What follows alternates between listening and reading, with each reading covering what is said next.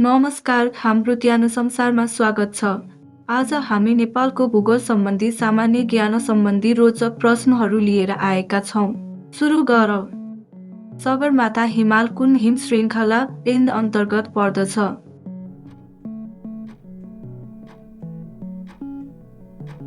सही उत्तर हो महालङ्गुर।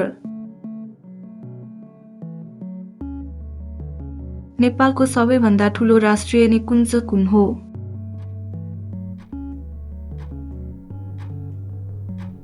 सही उत्तर हो सेफोक्सुन्डो। नेपालको औसत पूर्व पश्चिम लम्बाइ कति छ?